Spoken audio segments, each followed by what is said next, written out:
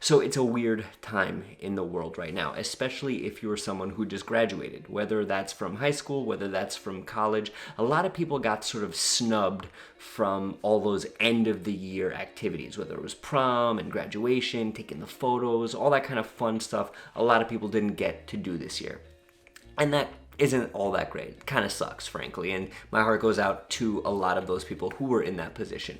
But what I did this week with a very talented and very dear friend of mine, Faces by Sam. She's a makeup artist out here in New York, so if you're looking to get your makeup done, call her. We teamed up this week and we put out a contest over on our Instagrams where we picked one lucky winner to get their makeup done by Sam and do a graduation portrait shoot with me. So that's what I wanted to do in this video with you guys today, is sort of take you through my editing workflow of portrait / graduation shoots and take photos from looking like this, straight out of camera, to like this, a more normal and frameable, natural photo, and even artsier, something like this. Let's jump right into it.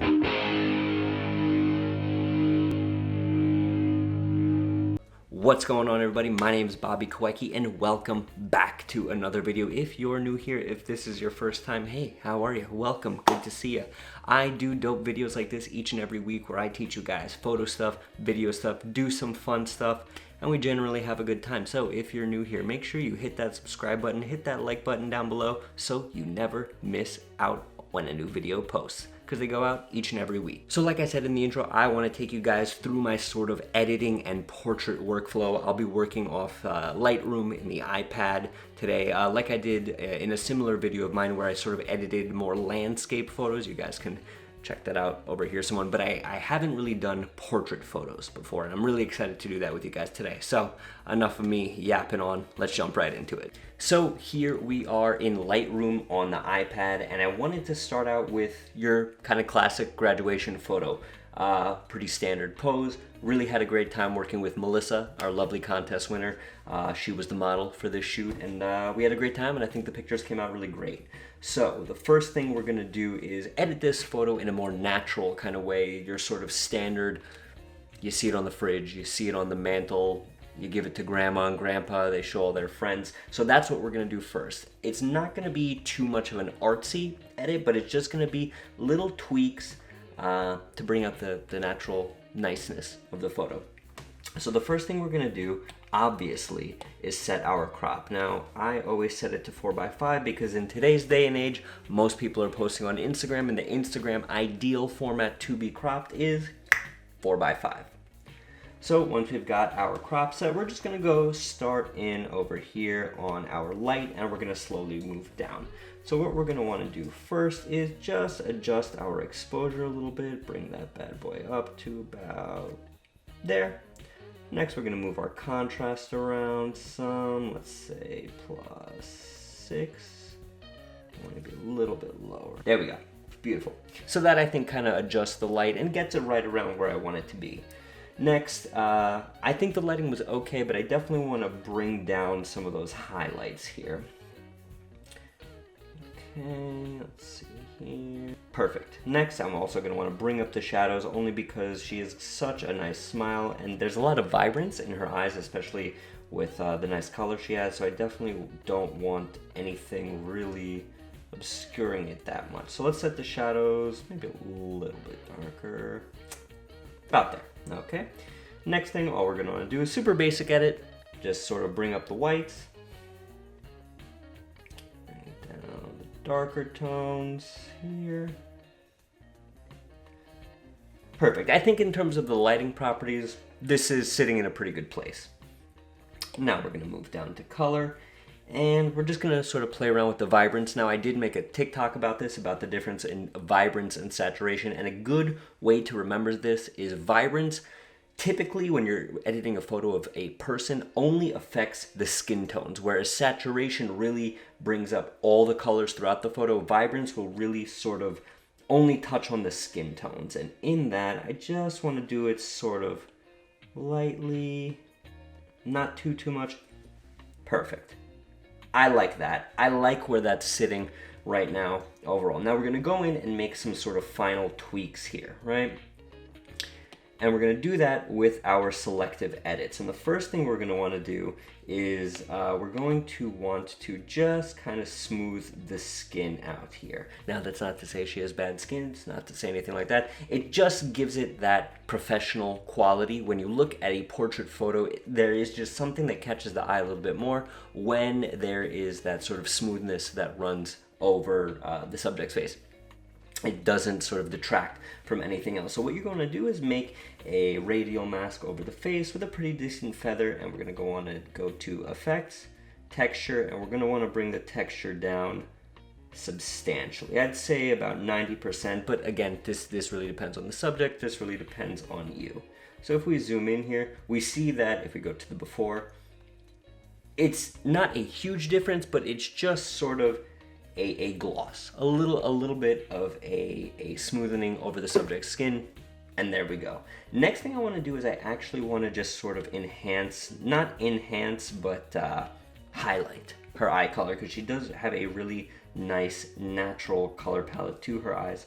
And again, we're going to want to make a small little radial mask, bring that down, and really try to focus it just on the eye as much as possible.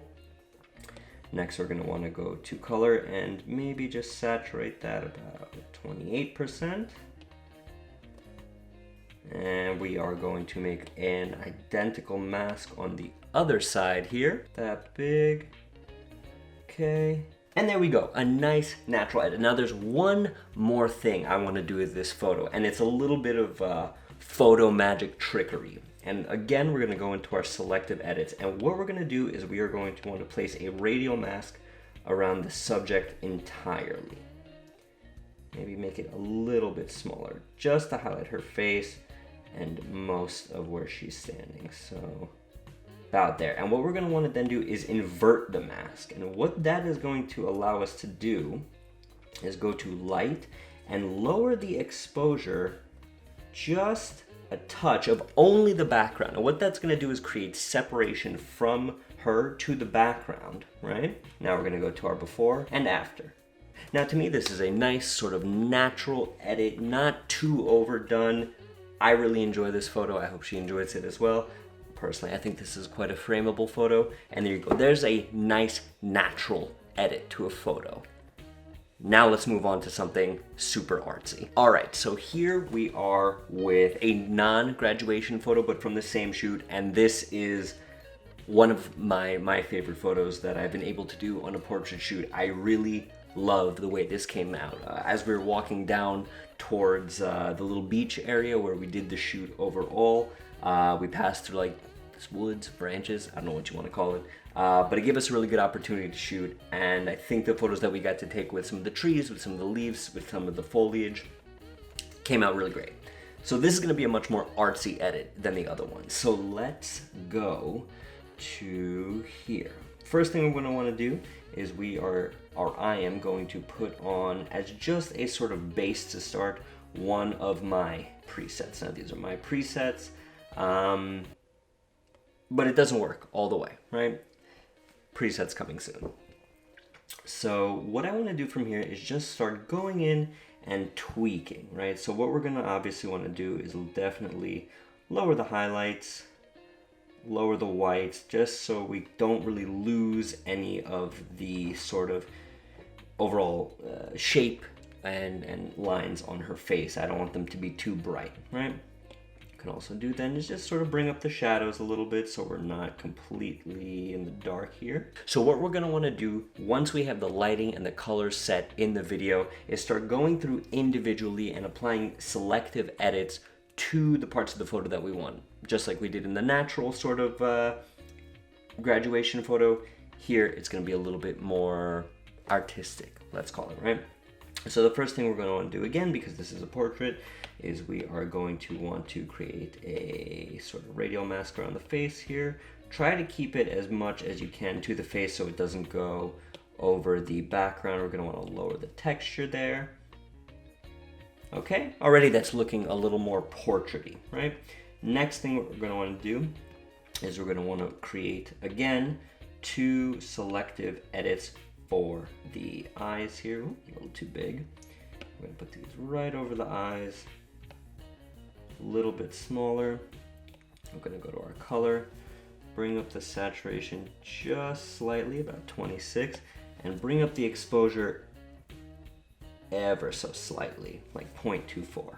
Next thing we're going to want to do is basically make the identical mask. Now this is the one thing I totally wish Lightroom on iPad had, Lightroom Mobile, would be duplicating masks. That would be a lifesaver, Adobe, if you're listening. Okay, we're going to go to color, and then again, just lightly bring up the saturation here, and lightly bring up the exposure. Now it's important, once you do this, hit done, and zoom out to make sure that it's evenly lit. Now to me, this is a great photo. This is gorgeous. And you're probably saying, but you didn't crop it. We'll get there. We'll get there. I hear you. I'm listening. We're there. We're there together. Finally, what we're gonna do is we're gonna do that little editing magic mask where we separate the subject from the background. We're gonna invert that bad boy, bring it up here just a bit, and we're gonna lower the exposure of the background so it really brings attention, so it really brings the eye in completely to the subject. So if we go there, that looks pretty good. Let's throw that crop on. Now the reason I didn't crop it ahead of time is just my workflow. Whenever I'm shooting with portrait, making really artsy edit, I always crop at the end because I feel like you just have more slack when you're editing the photo. Now that's just me. A lot of people don't do that. A lot of people don't like doing that. When it's a more professional or when it's just a regular landscape photo, crop first. When it's something more artsy where you're playing around with a lot of different elements, the crop doesn't necessarily have to come first.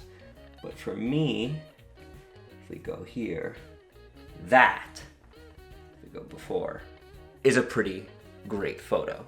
So there you go, a little tiny sneak peek behind the scenes, if you will, into sort of my editing workflow of portraits and graduation shoots, both in a more natural way and an artistic way.